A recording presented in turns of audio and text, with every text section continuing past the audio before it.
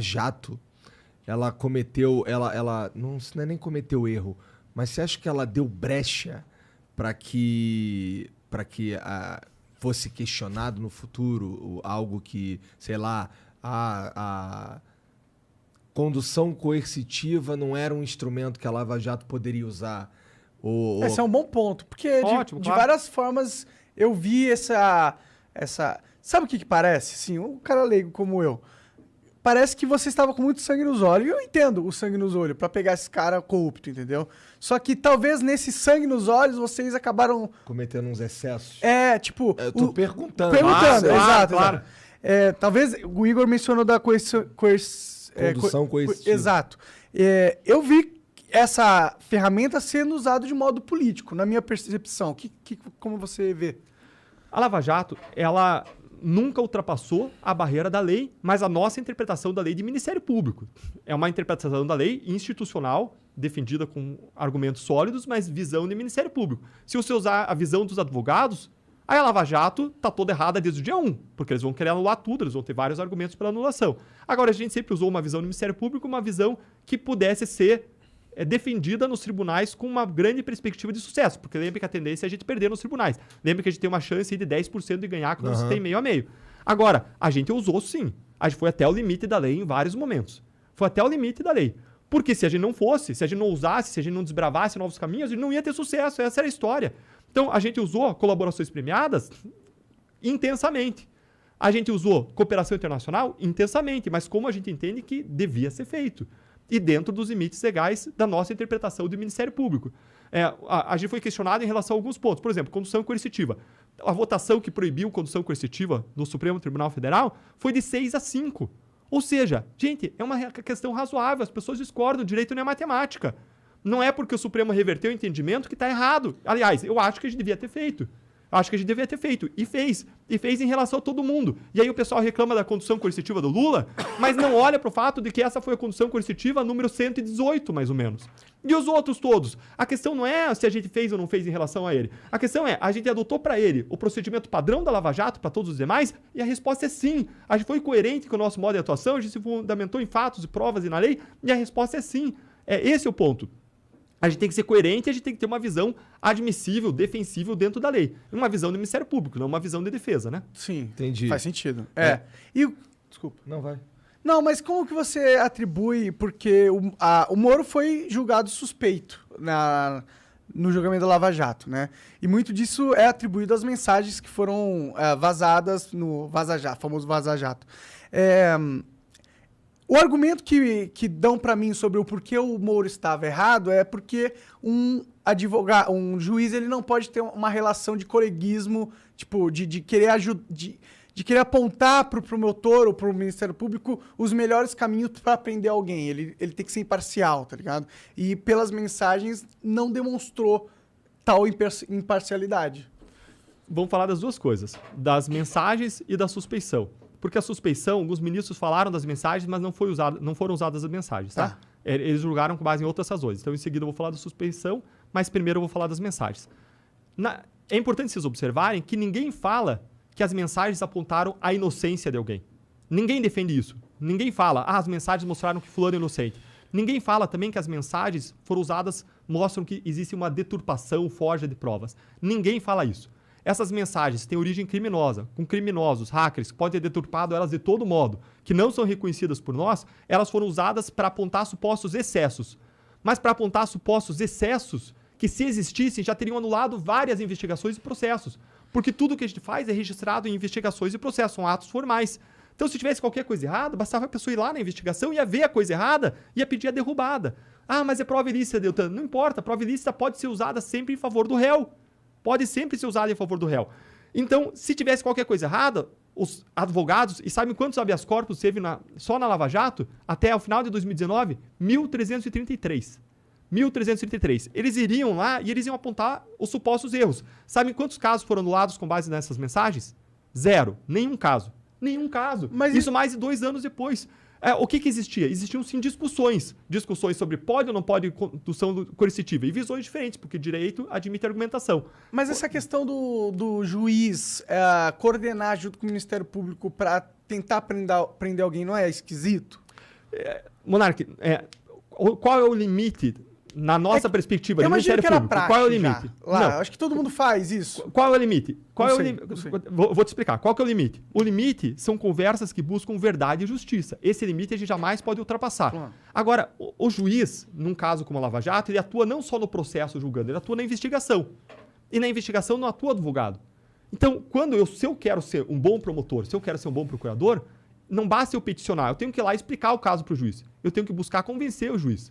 Uma coisa é quando você tem um caso lá na vara tramitando. Outra coisa é, como na Lava Jato, quando você tem mais de 1000 procedimentos com o juiz. Quando você tem um caso, você vai lá e despacha pessoalmente. Quando você tem 1000 casos tramitando com o cara, você liga, você manda mensagem, você conversa com ele, você expõe os casos e você defende o teu lado, você defende a tua perspectiva, a tua visão. E o juiz, ele pode várias vezes decidir de ofício certas coisas. A nossa lei permite isso. Tem regras expressas do Código de Processo Penal que permitem que o juiz tome certas decisões de ofício. E ele pode decidir no lado A ou decidir no lado B. De ofício significa o quê? Desculpa, de ofício significa que ele pode, por iniciativa própria, tomar certas decisões, inclusive em matéria de investigação. Tá. Então, ele pode, de ofício, fazer isso. Ele pode, por iniciativa própria, fazer. Ainda que eu não peça, porque o juiz ali na fase de investigação, o compromisso dele são com os valores da justiça e são com a verdade. E aí você diz, mas isso não significa que teve um conluio, se o cara age para buscar a verdade ou age em favor de valores de justiça? Não. Basta ver que o juiz indeferiu centenas de pedidos nossos do Ministério Público. Basta ver que ele absolveu mais de 20% das pessoas que a gente acusou. Mais de 60 pessoas que a gente acusou foram absolvidas. De 45 sentenças, sabe quantas que a gente recorreu? 44. Que conluio que é esse? Que conluio que é esse que o cara absolve mais de 20%, que a gente recorre de 44, de 45 sentenças e mais? A maior garantia da independência e da atuação imparcial do juiz é a fundamentação de cada decisão em fatos, provas e na lei, e ele usar uma interpretação uniforme da lei nos diferentes casos em que ele atua. E isso aconteceu na Lava Jato? Sim, ninguém nunca apontou incoerência. Agora vamos para o caso da suspeição. O que alegaram no caso da suspeição? Invocaram algumas decisões para dizer que o juiz era suspeito. Que decisões? A condução coercitiva do Lula. Mas espera aí, gente. A condução coercitiva aconteceu não para o caso Lula, aconteceu para 117 antes. Foi uniforme, então não é o caso Lula, é todos, então. Talvez eles pudessem argumentar que, pelo status do Lula ser um cara famoso, ex-presidente, não sei o quê, ele tinha... Um espetáculo midiático. Ele tipo... É um outro peso. Eu concordo, na verdade eu concordo com esse argumento. Você tomar uma decisão de fazer um movimento coercitivo do Lula, ok que você fez tudo, mas com o Lula tem um peso político. Isso existe. Eu entendo. Com qualquer um tem um peso político. E se você não faz, também tem um peso político, porque você não fez. Mas você acha que, a gente tem que seguir o padrão, a gente tem que ser coerente. Nos Estados Unidos, os caras iam fazer um negócio coercitivo com esse presidente assim? Eu não acho que eles fariam, tá ligado? Os Estados Unidos, eles são mais firmes do que nós. Sim. Eu não sei se lá tem condução coercitiva, mas eles são mais firmes do que nós. Eles vão e fazem o que precisa ser feito de modo muito incisivo e muito firme. Sim. Agora, a questão é, você quer que eu trate as pessoas com 2 pesos e 2 medidas? A gente quer criar uma caça de aristocratas e pessoas que estão acima da lei? Não. Esse cara é muito importante pra gente fazer a condução coercitiva. A nossa posição foi uniforme. Fez para 1, fez para 2, entendeu? Eu entendo. Fez para 3. Mas essa foi a nossa posição. Aqui é argumente que não era necessário, entendeu? Tipo, que ele não iria sumir do planeta, mas Lula, tá ligado? Mas a condução coercitiva não é para você prender a pessoa para ela não fugir. A condução coercitiva é para você levar as pessoas para ela prestar esclarecimentos naquele momento das buscas e pressões, para evitar que ela ajuste versões, para evitar que naquele momento ela faça algum ato que turbe provas. Então, ela tinha uma razão específica, a gente aplicou isso em relação a todo mundo que era investigado e em relação ao qual existiam provas mais consistentes. E era uma medida menos grave do que a prisão. Se você quer que a pessoa não turbe provas, você pode pedir uma prisão temporária. Mas se você pede uma condução coercitiva, ela é menos gravosa e ela atinge objetivos semelhantes. E vocês fizeram no aeroporto e tal. Cara, isso eu ia falar. Foi feito no aeroporto por quê? Pra ser mais discreto, pra não levar o cara pra delegacia. Pra levar pra um lugar mais protegido, um lugar mais discreto. Como é que isso foi parar na mídia? Porque eu acho que foi isso que fudeu, né? Eles vazaram, porra. Acho que o Lula não ia vazar para os jornalistas. Existe um interesse partidário. Tu avisa antes, vou te levar tal dia. É assim que funciona? Não, você chega lá pra fazer a busca e apreensão e você convida a pessoa pra ir. Se a pessoa não vai, você conduz coercitivamente. Nesses casos, em geral, as pessoas decidem ir. Nesse caso, inclusive, eu acho que a pessoa decidiu ir. Acho que o ex-presidente decidiu ir, concordou em ir. Então sim, ele não foi... politicamente para ele era vantajoso. Porque ele ganhou politicamente, sendo... Tipo, eu entendo que era a decisão certa, se você está sendo pragmático e tal, mas para Lava Jato, eu acho que se vocês tivessem feito diferente, talvez vocês tivessem... Monarca, é custoso. Também, a gente tá no IC ali também. Tem gente que vem e me fala assim, o erro de vocês foi ter ido além do PT. Vocês acham que eu erro? tô falando Claro que não. não, a gente tem que fazer em relação a todo mundo. Sim. Veja o PSDB, tem gente que fala, protegeram o PSDB, protegiam nada. Lá no Paraná, a gente pegou o ex-governador do PSDB. Lava Jato São Paulo pegou um ex-presidenciável, José Serra, né? Investigou e acusou ele. A investigação relacionada de Brasília pegou o ex-presidenciável Aécio Neves.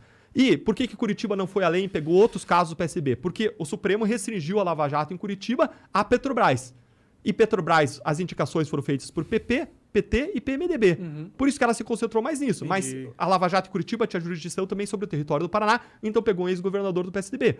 E há várias empreiteiras que colaboraram, apontaram várias pessoas do PSDB. Agora, essas investigações foram espalhadas pelo Supremo para o país. E aí o pessoal fica olhando se a gente fez ou não condução coercitiva, em vez de reclamar de todos os outros lugares que não aconteceu em nada. Ah, que não claro. deu em nada. Sim. O Supremo que não deu em nada até agora. Tem 2 réus condenados e um morreu. Sim. Então, você tem todos os outros estados que receberam investigações da Lava Jato e não deu certo por quê? Má vontade? Não, porque o ambiente é árido. Você planta a semente e ela é seca, ela morre com o sol, não tem chuva, não tem água. O ambiente é árido para desenvolvimento de investigações anticorrupção. A Lava Jato é uma árvore frondosa no deserto, que conseguiu criar um clima para se desenvolver, mas isso é exceção, não é a regra. Com certeza. Eu acho que a Lava Jato pode ter tido vários problemas, mas o maior problema foi ela ter acabado. Eu concordo. Esse foi o maior problema. Concordo. Ela tem que ser uma política de Estado, casos como a Lava Jato. Sim. E aí, como é que foi decidida a suspeição do Moro? Com base na condução coercitiva, com base no fato de que foi divulgado aquele áudio entre ele e a ex-presidente Dilma. Agora, de novo, foi o padrão da Lava Jato? Você pode até questionar nosso padrão. Mas o padrão da Lava Jato era, uma vez encerradas as medidas que precisavam ficar em sigilo, você cumpriu a busca e apreensão, você dá publicidade para aquilo. Até para você submeter o escrutínio. Não teve caso mais público do que a Lava Jato. Veja agora, Gilmar Mendes suspendeu o caso envolvendo Arthur Lira, ação de improbidade. Está sob sigilo. Gente, qual que é a razão para estar sob sigilo? Não é coisa da vida privada. É investigação de desvio de dinheiro, de corrupção, o que for, é improbidade administrativa. Isso tem que ser público. Eu quero saber. Eu quero poder debater publicamente. Deve ou não deve ficar em sigilo? A Lava Jato sempre fez e submeteu o escrutínio, deixou público. E o padrão foi a publicidade. E se aquele diálogo foi deixado público, é porque sempre que você encerrava uma medida, se tornava pública. Então, você pode questionar o nosso padrão. Mas você não pode dizer que a gente agiu de modo incoerente ou que a gente isolou alguém ou deu um tratamento diferenciado. Não, com certeza.